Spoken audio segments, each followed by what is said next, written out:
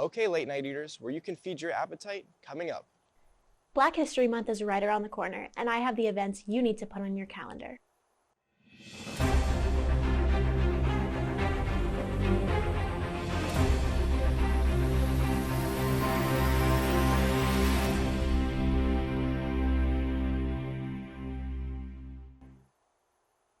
Hi everyone, welcome to the Nightly News. I am your host, Lindsay Capps.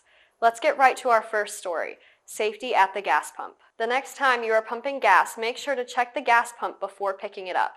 North Carolina police say people have been placing razor blades on the handle. No word on any suspects or how far this is spread, so make sure to be extra cautious when you go to fill up your tank. This week is the 50th anniversary of Roe v. Wade, and there were rallies and protests all around the country. Ella Grogan went to one here on Furman's campus. That's right, Lindsay. Here where I am standing, one student performed a silent protest against abortion. Peter Paluzak, a senior at Furman University, planned the protest and got approval through Student Life. I'm out here today because today is the National Day of Prayer for the legal protection of the unborn. And I'm advocating out here for both women and children, not just children. But he was met with impromptu pro-abortion choice advocates. The group of students stood as a united front, chanting, exercising freedom of speech, and fighting for what they believe in. Senior Maya Baratia joined the impromptu counter-protest.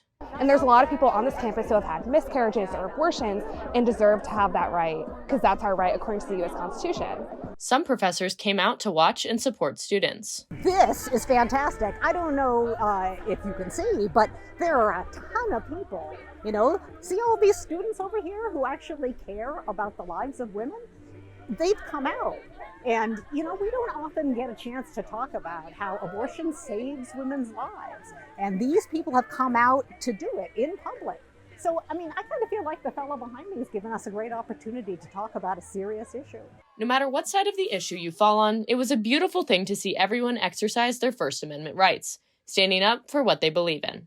I'm Ella Grogan with Nightly News. Back to you, Lindsay. You probably received the email from FUPO informing us there was a sexual assault recently on campus. Here is what we know. FUPO says the reported sexual assault occurred in campus housing.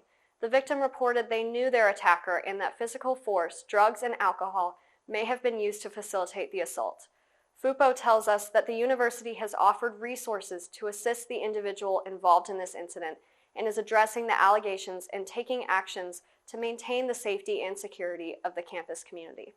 If you would like to report a sexual assault, please call the Furman University Police Department at 864-294-2111, the Title IX coordinator at 864-294-2221, or share information using the LiveSafe app. Of course, if it is an emergency, call 911.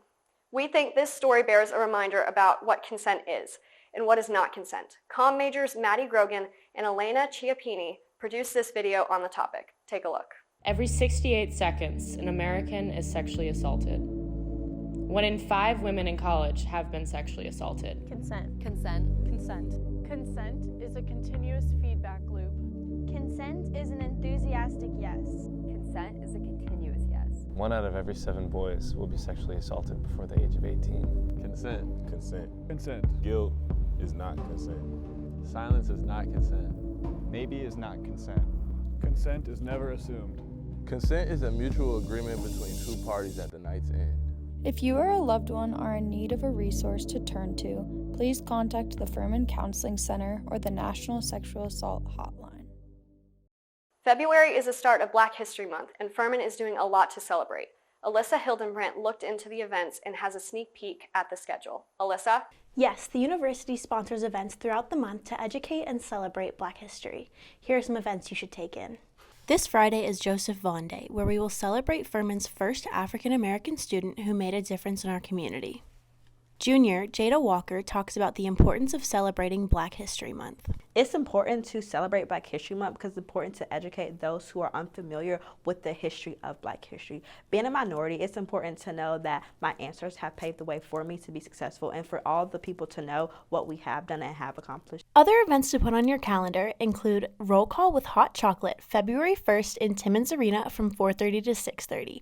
NAACP Founders Day is February 12th in Trone Atrium from 2 to 4. Skate Night is February 9th, time and place to be determined.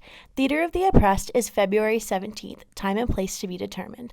Bags of Blessings is February 18th in Watkins Room from 10 a.m. to 1 p.m. Black Men and Mental Health Panel is February 20th, time and place to be determined. The Young Gifted and Black Gospel Concert is February 23rd in Daniel Chapel from 7 to 8. And Game Night is February 28th in Trone Atrium, time to be determined.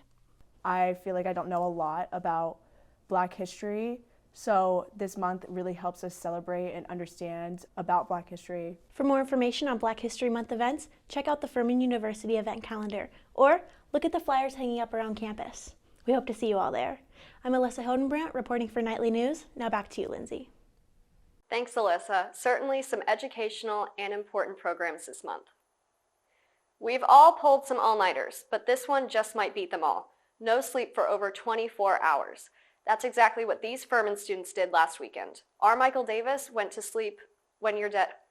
Our Michael Davis went to sleep when you're dead pitch competition. Lindsay, this is a 24-hour design competition that may seem intimidating to many, but this powerful learning experience has helped students express their creative passion. It's been an incredible experience. I think that being able to work with so many creative people has been really awesome.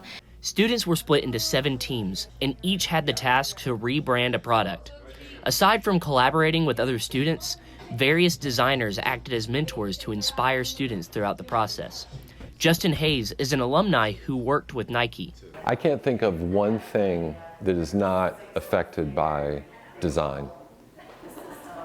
Not one product that you or I or anybody in this building is wearing, anything that's sitting around us has been designed by someone.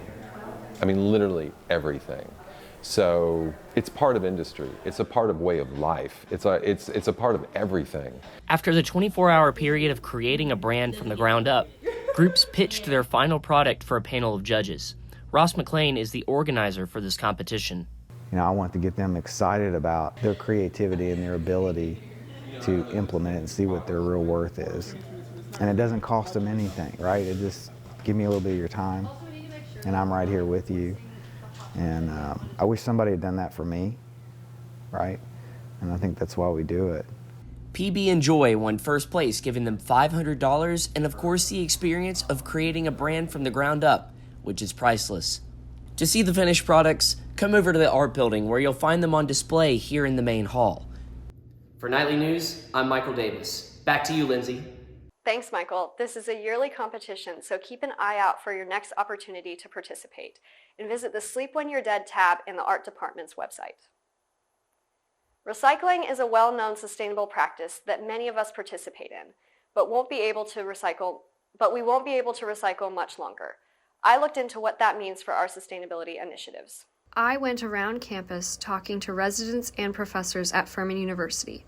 We discussed the removal of recycling service in Greenville County. Due to budget cuts, Greater Greenville Sanitation Company will no longer pick up residents' recycling bins.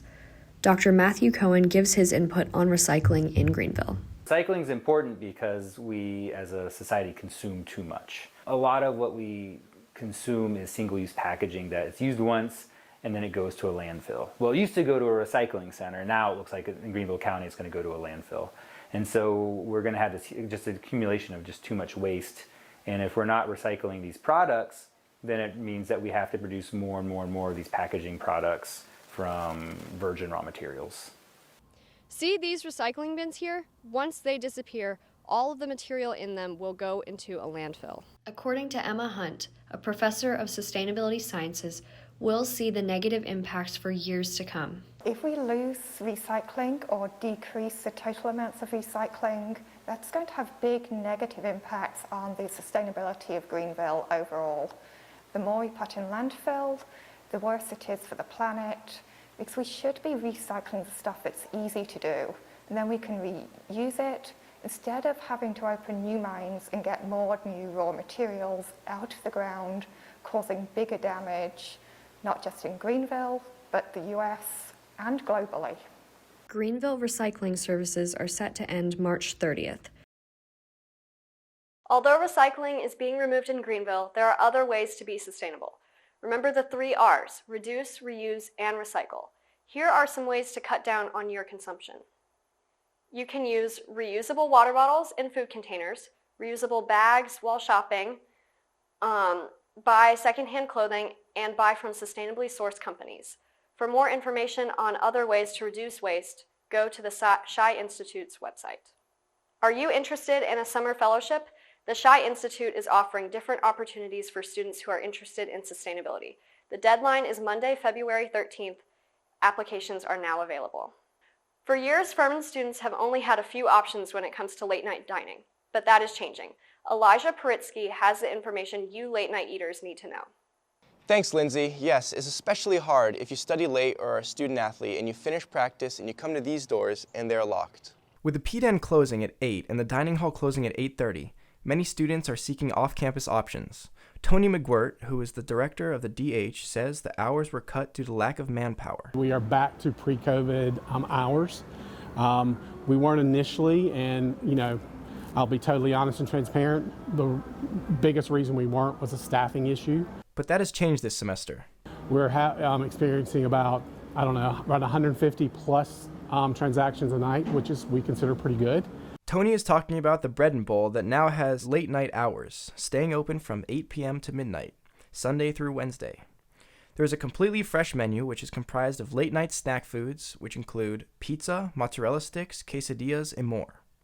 McGwirt says that opening the Bread and Bowl was the easiest thing to try to accommodate the late night eaters. This was probably from a financial perspective and a way to also provide students with the menus they wanted. This was probably the best way to start off. I mean, our thoughts are if this really grows and becomes, something that students really want and the traffic gets larger, it's probably going to outgrow Bread and Bowl because, as you can see, the location's not huge. And that may mean at some point we may think about moving it to a location like the Paddock, the restaurant. That could become our late night.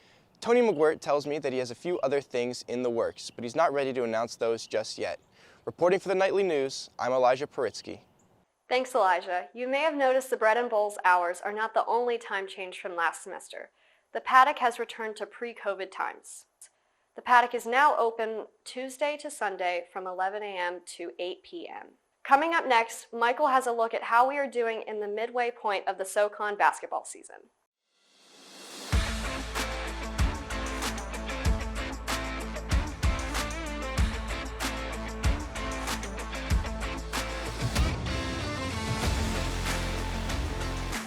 Thanks, Lindsay. Both men's and women's basketball are approaching the halfway point in the SoCon regular season.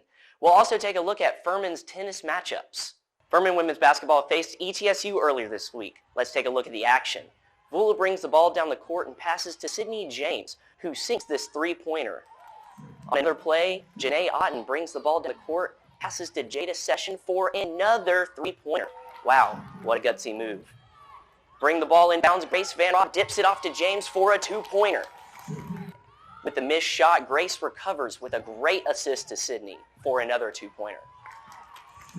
Paladins fell short against ETSU, 56-64. Jada Session and Sydney James both got double-doubles. Session had 10 points and 10 rebounds, while James scored 20 points and 10 rebounds. Later this week, we took on Chattanooga. Here's some of what happened. Grace Van Raw receives the pass and makes a short jumper over the head of the Chattanooga defender. Wow. Vula brings the ball down court. Acker pass inside to Grace for another two.